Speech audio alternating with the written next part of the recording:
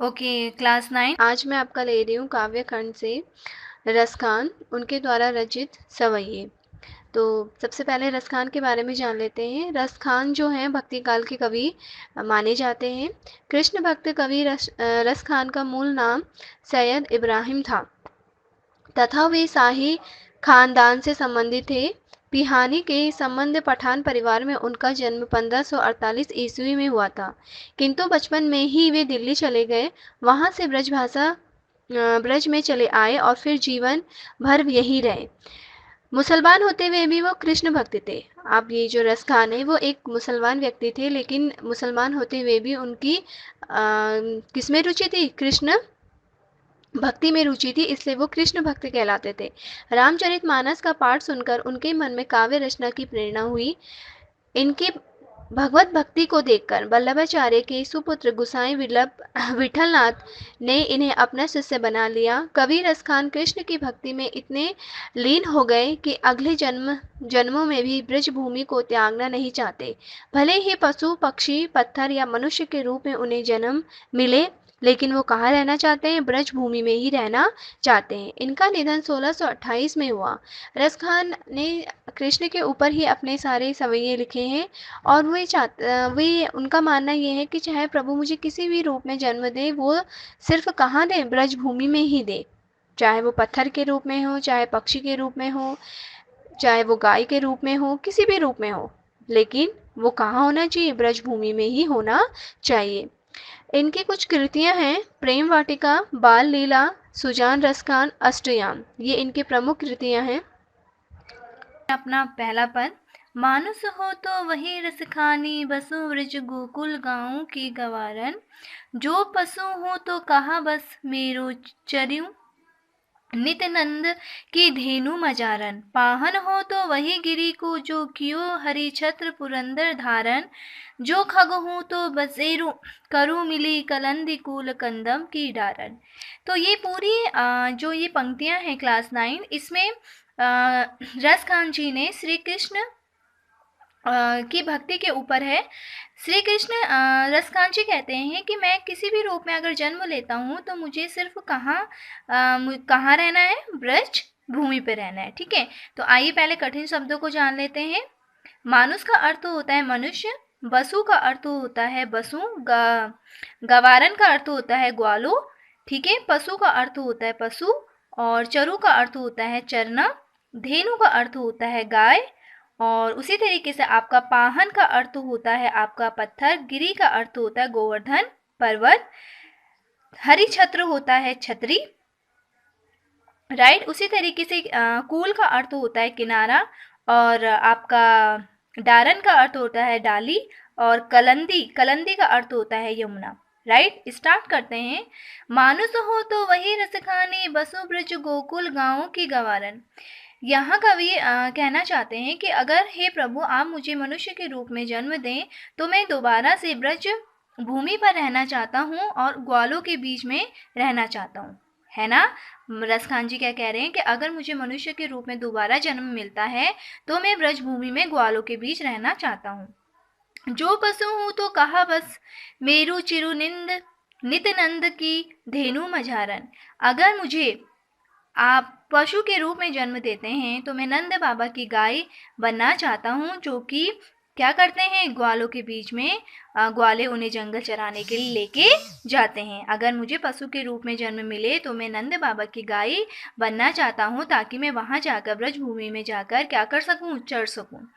पाहन हूँ तो वही गिरी की, जो कियो हरि छत्र पुरंदर धारन। अगर मुझे पत्थर के रूप में जन्म मिले तो मैं गोवर्धन पर्वत का पत्थर बनना चाहता हूँ, जिसे श्री कृष्ण ने छतरी के समान अपनी उंगली पर उठाया था। जो खग हूँ तो बसेरु करु मिली कलंदी कूल कदब की डारन। अगर मैं पक्षी के रूप में जन्म लेता हूँ तो हे ईश्वर मुझे जो यमुना के किनारे पेड़ है, ठीक है, जो यमुना के किनारे जो पेड़ है, मैं क्या करूं, उस डाल पर पक्षी बनकर बैठूं, क्योंकि उसके नीचे श्री कृष्ण मुरली बजाते हैं। ठीक है, यमुना के किनारे जो पेड़ है उसके नीचे श्री कृष्ण क्या बजाते हैं, मुरली बजाते हैं, इसलिए मैं पक्षी बनूं तो मैं उसी डाल पर जाकर बैठूं, ताकि मैं श्री कृष्ण की मधुर ध्वनि को सुनना चाहता हूँ। पूरी कविता में रस खान ने श्री कृष्ण के ऊपर अपनी भक्ति प्रदर्शित की है। सेकंड है हमारा, सेकंड पद है, या लकुटी अरु कमरिया पर राजते हूँ पुर को तजी डारू, आठों सिद्धि नवो निधि के सुख नंद की गाय चराए बिसारू, रस खान कबू इन आखिन सो ब्रज के बन बाग तड़ाग तड़ाग निहारू, कोटिक एकल दूत के धाम करिल के कुंजन ऊपर वारू। आइए कठिन शब्दों को जान लेते हैं। ठीक है, लकुटी का अर्थ होता है लाठी, राइट, अरु का अर्थ होता है और, कमरिया का अर्थ होता है कंबल, तेहू का अर्थ होता है तीनों, पुर का अर्थ होता है लोक, तजी का अर्थ होता है डारू, राइट। आठों, आठों का मतलब सिद्धियां होती हैं जिनके नाम है अणिमा, गरिमा, लघिमा, प्राप्ति, प्रकायम, महिमा, ईश्वरत्व, वशित्व। ठीक है, ये सारी क्या हैं, आपकी सिद्धियां हैं जो पहले के टाइम पे ऋषि मुनि प्राप्त करते थे। उसे नवोनिधि, नौ निधियां जिनके नाम है महापदम, पदम, शंख, मकर, कच्छप, मुकंद, कुंद, नील, खर्व, बिसारू, बिसारू का अर्थ होता है भूल जाऊं, कभू, कभी। उसी तरीके से आखिनिसो, आंखों से, बन, वन, तड़ाग, तालाब या सरोवर, निहारू, देखना, कोटिक, करोड़ों, कलधूत, सोना, धाम, घर। उसी तरीके से करील, करील का अर्थ होता है कांटेदार झाड़ियां, कुंजन, कुंजन का अर्थ होता है लता, राइट। तो ये कठिन शब्दों के अर्थ थे। आइए आप कविता का अर्थ जानते हैं। या लकुटी अरु कमरिया पर राजते हूँ पुरु को ताजी डारू। वो कह रहे हैं, रसकान जी कह रहे हैं कि मैं ब्रज क्षेत्र में श्री कृष्ण के गवालों की गवाओं को चराने के लिए इस लाठी और इन जो श्री कृष्ण कम्बल ओढ़ते हैं उन पर तीनों लोगों को निछावर करने के लिए तैयार हूँ। रसकान जी कहते हैं कि मैं ब्रज क्षेत्र में श्री कृष्ण के गवालों की गवाओं को चराने के लिए इस लाठी, जो वो लाठी का प्रयोग करते हैं, उनके द्वारा ओढ़े जाने वाले कंबल के बदले तीनों लोगों का राज्य त्याग दूंगा, राइट। आगे वो कहते हैं, नंद बाबा की गायों को, नंद बाबा की गायों को चराने के लिए के बदले आठों सिद्धियां और 9 निधियों के सुख भी मैं भुला दूंगा। मैं ब्रज क्षेत्र के वनों, बागों और तालाबों को अपनी आंखों से कब निहार पाऊंगा। मैं ब्रज क्षेत्र में उगी कांटेदार झाड़ियों पर करोड़ों महलों को निछावर कर दूंगा।